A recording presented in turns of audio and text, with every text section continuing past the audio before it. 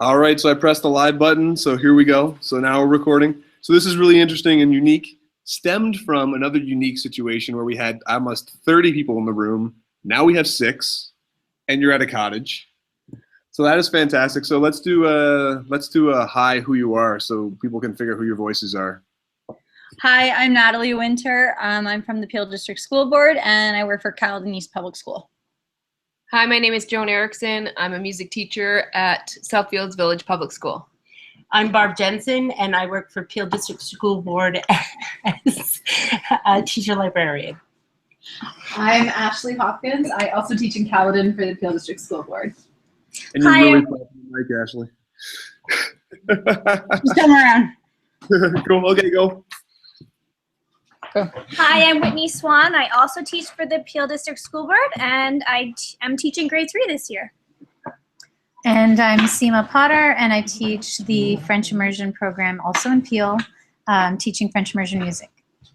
So I have to admit that I think this is really cool that you're all out together having a good time at the cottage in the summer. I mean, we all do that, but this is neat that you're all together in one spot.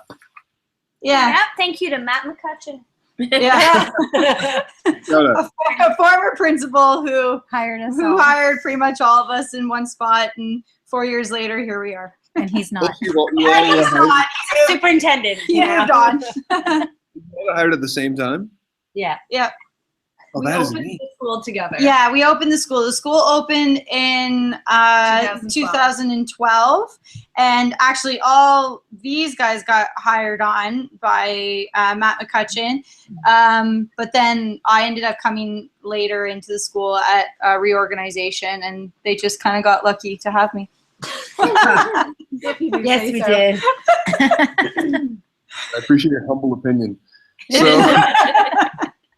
So the podcast that I've been doing is a little bit new. It's kind of my new baby, and we've been talking a bit about innovation. And I threw out to Twitter, what's some other stuff you want to hear about? And so Natalie came back and said that she thinks mental health is something that's really important and needs to be talked about. Couldn't agree more. And also tweeted out two cool things to me. One about a crazy bus that drives on top of cars. I tweeted it to him this morning. But awesome. And the other being that mental health of our students is more important than their grades. And I would like to argue that there's a lot of things that are more important than grades, and definitely mental health is one of those. So let's, I guess, get this show started with, what do you mean by that? Like when you say mental health, I mean, I think maybe it's something that's easily agreed upon, but let's put it out there anyway. What's mental health? Well, I think mental health is their stability and just being able to function on a daily basis. And it's not the academic portion of it, but it's the emotional side of things. It's the emotional intelligence and them being able to interact with others and looking at those learning skills that you find on the report card. And, if there is something wrong with those kids, being able to identify it. And how do you identify it? I think strong mental health is really just associated with how you interact in any relationship. It's life. It's academics is only looking at one component, is how you understand how things work, but how do you understand life? It's really, and how you manage and how you bounce back from tough situations. And kids are going through so much with peers, with family breakups, and if they're not guided through that process, then how are they going to function in any other way? And I think a key component of mental health is having a support network set up, that if you are having problems, that you have an educator, a teacher, a friend, someone that you can reach out to provide support and help you get through. Because at one time or another, we're all going to, never mind kids, but teachers included in this topic. If you don't have a strong support network to fall back on and help you through a tough time, I think that's really important in mental health is knowing that you've got some support networks to fall back on. So I can't keep up with 6 fantastic educating minds, but I had a whole bunch of things you were thinking of when I wrote down when you guys were talking. And so one thing I'm wondering about is this identification piece. So we know about stigma associated with mental health, and there's a lot of people trying to break that down. I heard somebody say it's not identified, and we spend a lot of time talking about the academic successes or failures of students. And I know that I run professional learning communities in my school where we do that. We put out a big group of students and their levels and who are high and who are low, and figure out strategies to support those who are low and figure out strategies to challenge those who are high. But we do that in an academic vacuum. I've certainly never experienced it where we say, like, evaluate is probably too strong a word, but like at least assess or look at or understand the mental health levels of different students and what support people need. But I think we have to look at that more and more because it's becoming more obvious that students are suffering from mental health issues on a daily basis. So it's about creating that safety network for the kids, that they feel safe in school, and yet the school is working with the home in order to create a special bond. Is there a definition? Like, is there a clinical definition of, someone who's suffering from mental health? There's got to be. Yeah. Yeah, there is. Yeah, you know what? I'm going to Google, and you answer this. What does that support? I need an update. Okay, well, here's what I got. A person's condition with regard to their psychological and emotional well-being. How useless is that for you? It's pretty open-ended. It's open-ended. Oh my God, I've got... Yeah, never mind. And I think mental health is really, there's two sides of it. There's the students who've already reached a point where they're struggling. And then there's also the proactive piece where you want to make sure that you're providing programming and systems in the school so that they don't get to a point where they feel like they're scrambling and that they're a fish out of water. So you want to make sure that there's strong character ed programs, I feel, really address that, or peacekeepers programs, but or it's having things criteria to identify that, right? But it's more so than the definition that Google's and I think we given. talk about it all the time. Like every staff room conversation will be like, oh my gosh, this child this, and we'll talk about their family situations and what that must be causing for them. And team teachers will talk about what students are going through. But systematically, you're right, there is more of a focus on academically, how do we get this student to their next SMART goal, but not so much how do we get them to the next level of their mental and emotional strength. And I think we're identifying we talk about students as whole, like here's a whole student, so we have to teach to the whole child, but we're not actually evaluating it. So the World Health Organization has a pretty decent one as far as definitions go. So here's what they got. You ready? So mental health is defined as a state of well-being in which every individual realizes his or her own potential, can cope with the normal stress of life, can work productively and fruitfully, and is able to make a contribution to his or her community. Right. Okay. A little bit more streamlined. A little bit more concrete, but still very open-ended as far as what we need to do as educators in order to help students through mental health. Well, and just to piggyback on that, I think it's important that the students have that, criteria and they know what to look for. But I think educators need to have that understanding too as well, because if us as educators don't know what we're looking for, how do you expect the kids to be looking for that? Well, I'm wondering, as I think you guys talk a little bit, I'm thinking what that might look like. And I'm wondering if the freedom or like the permission to speak about it isn't there. Like, I know that I can sit in a room with educators and we can talk about Sally and her non-issues with numeracy. But can I have that same conversation in such an open way that say, okay, well, Sally's parents broke up. And there she's are confidentiality issues, true. But I think within a group of educators who are working with Sally, definitely that there is an opportunity for it. But I don't know if there's necessarily the systems in place to take that conversation and do something real about it. I think there's attempts, but there's definitely room for improvement. But what if Sally? Oh, sorry. So what would it look like? Like, how would we do that? How would we get to that point? Would it be that simple, or would we just say, okay, great, let's talk about it and set goals and go for it?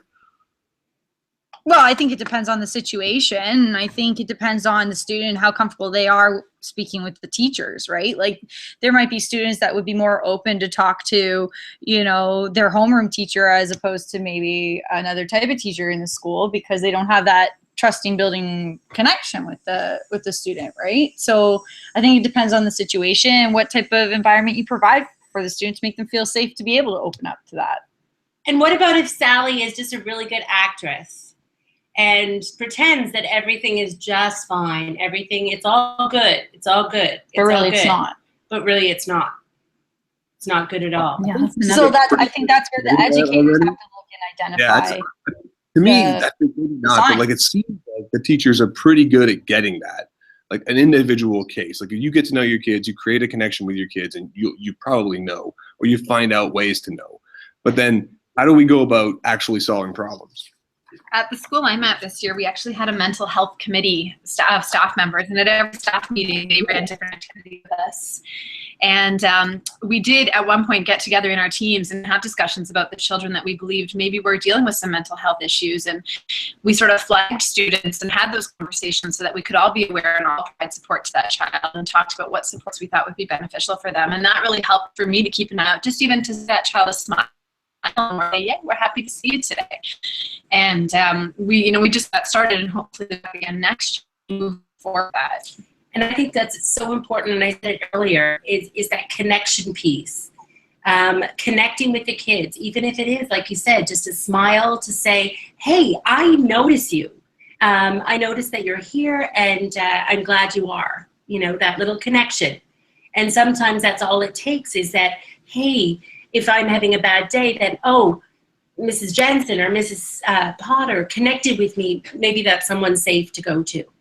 But it's important for educators to put it out there that they are approachable and that they constantly make connections with kids. I think we do. And mental health has so much to do with the relationships that you develop, whether they're on at a grade level or on a teacher level.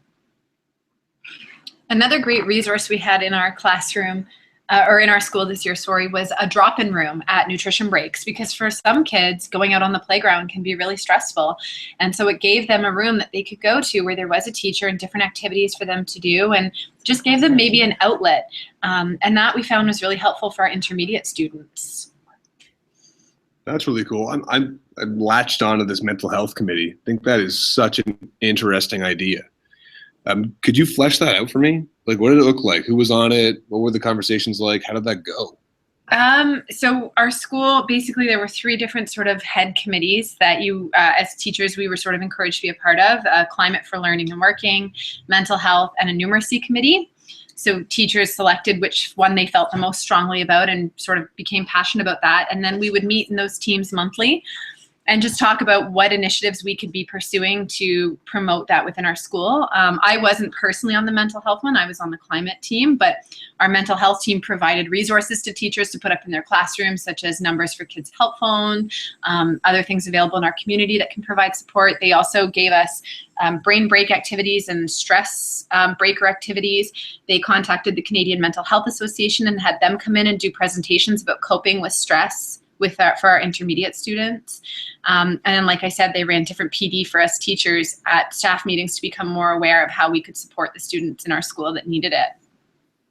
That is cool. I mean, yeah, that's cool. The action, but also in the optics, right? Like the actions you listed, those are lovely. But also the fact that topic got its committee. I mean, that shows that the school cares about this sort of thing. It's important to all members of the school, and I'm really into that. That's neat. I think it's part of a process, because years ago we started drug awareness training for the grade 6, 7s, and 8s. Yeah, the DARE program. And now I think it has to be a coping strategy for mental health, for mental wellness, because mental health is becoming such a good, not such a good thing, but such an issue within all the schools. I mean, we've seen it more and more. Fantastic. I think I interrupted someone a second ago. Is there a few things to say back there? No, that was Joan. She just said it now. Oh, fantastic. Sorry, my apologies. So yeah, I mean, agreed. So that are you seeing? So as classroom teachers that have been around for a while and seeing different things, so are you seeing an increase in, like, a drop in mental health amongst your students? No, definitely. No, increase.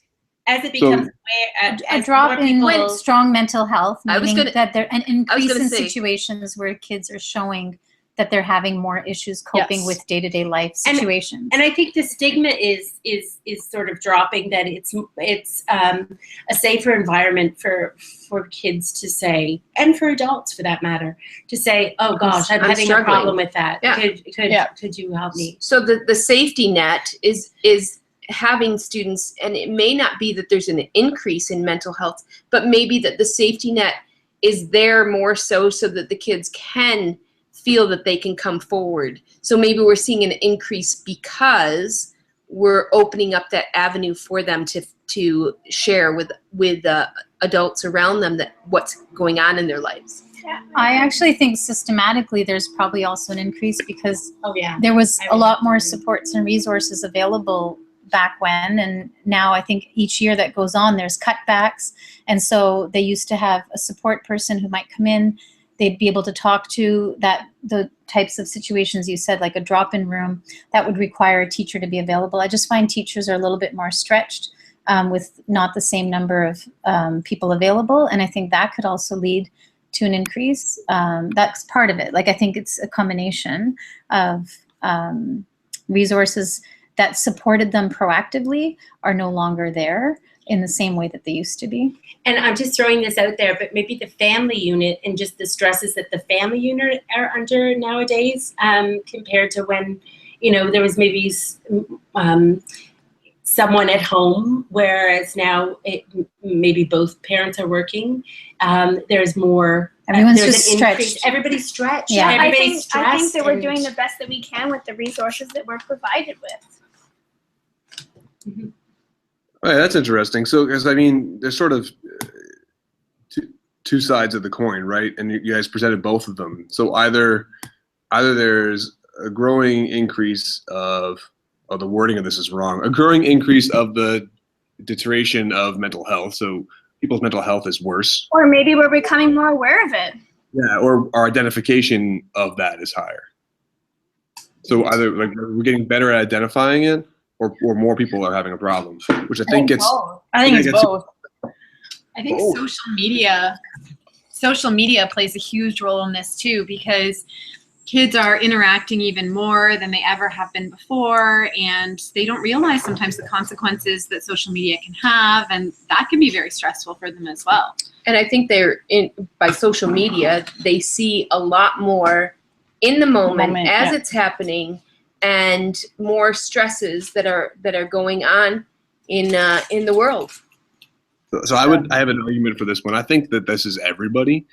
I have this terrible inability to turn off my phone and not check on what's going on around me as an adult, and I can't even get my head wrapped around what that would be like as a kid. Because at 4 o'clock, when I was 12 years old, at 4 o'clock, my interaction with those at school was done, and I interaction with those in my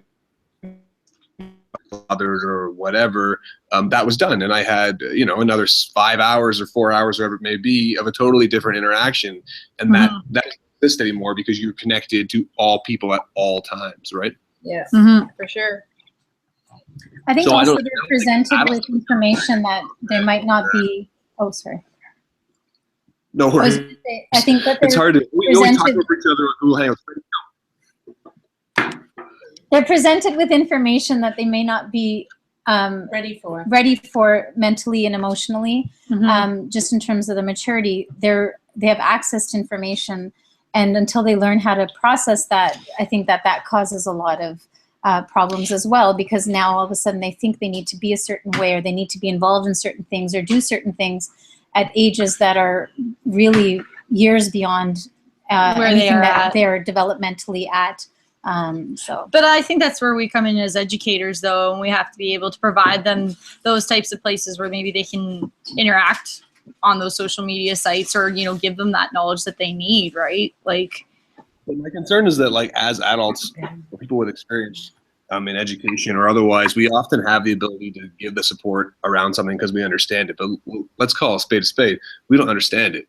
We don't understand how to deal with social media any better than anyone else, as it's all brand new stuff, right? So I found myself really challenged in talking to grade 8 students. That's the oldest I deal with is grade 8 students, and I'm trying to muddle through it with them, but like, I don't know. You know, they're talking about brand new applications that I have no idea about existing and new ways of communicating and talking. And we're all kind of muddling through it. So the youngest people are getting the short end of the stick. Well, it's pretty bad when the grade 8s are the ones that are teaching the teachers, because that's what happens a lot of the times. We're learning things through them. So, and I don't think that's a bad thing, because as a grade 7 and 8 teacher myself, I have learned a lot from my students, but I've then tried to embed it into my classroom and involve social media in some of the assignments and activities that we're doing. And I find that in doing that, it helps them to maybe learn how to regulate themselves on it a little bit more and how to use it in a not proactive, maybe in a better way than some of them maybe were using it before. Yeah, I mean, I certainly would never say that learning from your students is bad. I think that's excellent. But when there's nothing to lean on, like, I mean, there's no science out on Snapchat yet, right? There's like, this is new stuff. This idea of being able to talk to someone through video and then the video goes away, right? Like these are not how humans are meant to interact. This is a totally different way of interacting. And I don't think our brains have caught up with how to manage it yet. I certainly feel overwhelmed. I'm a mature adult, and I feel overwhelmed with information that's coming my way. I can imagine that'd be very challenging for a 12-year-old. And I think it also adds to the whole mental illness, because if they do feel that these are friends or supports, and then they post something and send it out into the social media, and then they don't get the response that they were maybe hoping for, or if they get a negative response, then oh my God, that's a whole other, that can lead them into a spiral of. So I don't even think we've begun to think of the possibilities of this of the backlash of all this social media. I mean, I don't even really study it that much. So. Yeah. Well, I mean, I asked you guys the question earlier about whether you think that, this is something that's increasing or something that's just increasing identification. My opinion is that, yes, we're increasing identification. That's absolutely happening. But I think it's increasing. I think it's increasing significantly. And from teaching, I taught grade 8 as well. So teaching my classes, I didn't see the challenges before that I do now. And it's great to hear that there are some schools being proactive about this. And while maybe it's challenging to muddle through these things and we don't have the answers, if people are doing it, that's excellent. Yeah. It's about being pioneers, right? It's about being open, that there is a need and you're proactive and you try in every aspect of helping the kid meet its his or her total potential. And if mental health is an issue, then you provide those services. But the problem is help solve the problem if you can identify the problem. And so hearing these sorts of identifications helps get towards that, right? Right, absolutely. And the problem occurs when you do identify somebody with mental health and you don't feel like you have the support, because as teachers, we're only educated so far.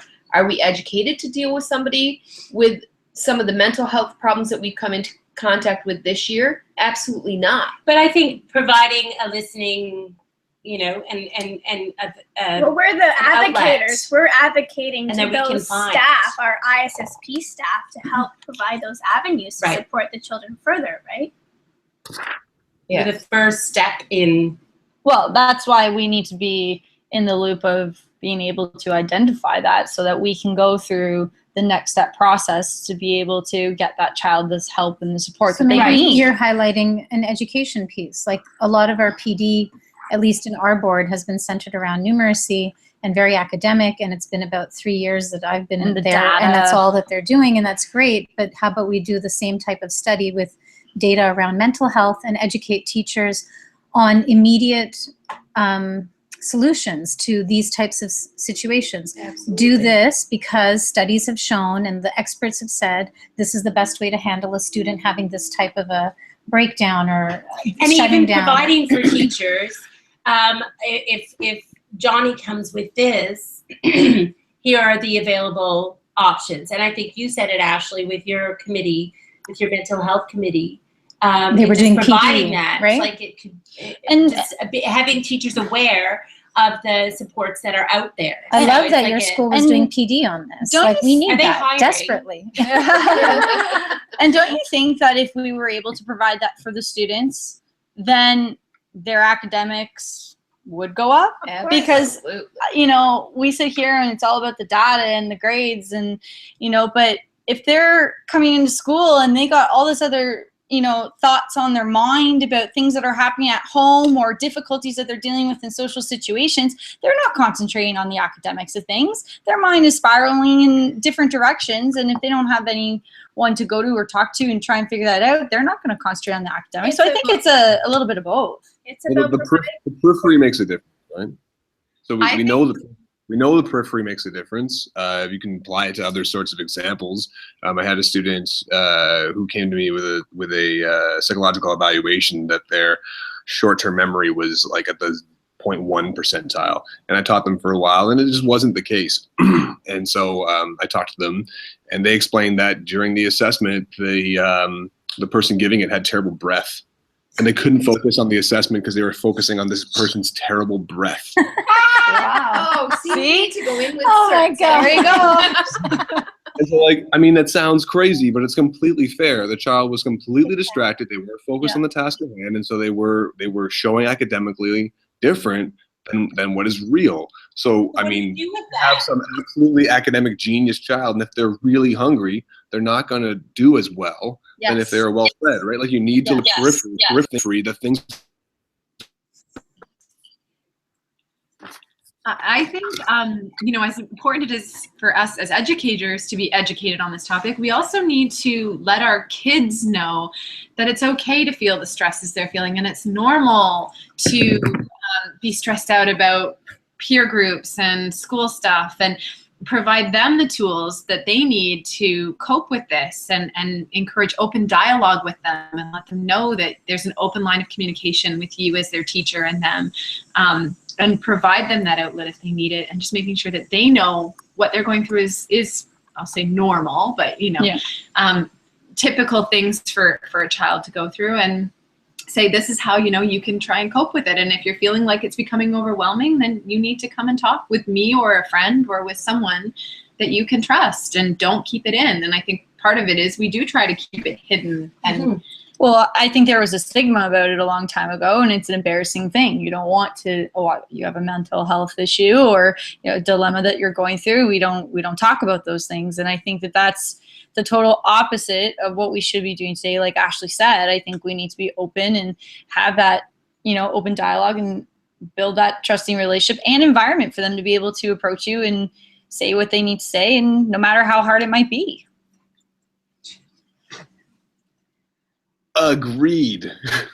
Yeah, absolutely. So I wanted to just sort of take a second and thank all of you for taking a break from the dock and the swimming and the sun tanning, and making sure that your mental health is well in check. Yeah, We're good. we're good. We still got one too. This is our So mental thanks health for approaching me to have this conversation. I think it is really important, and that it keep going. So I've got a bunch of takeaways. Might have a mental health committee at my school next year. Thanks so much for that, and hopefully we can talk about it.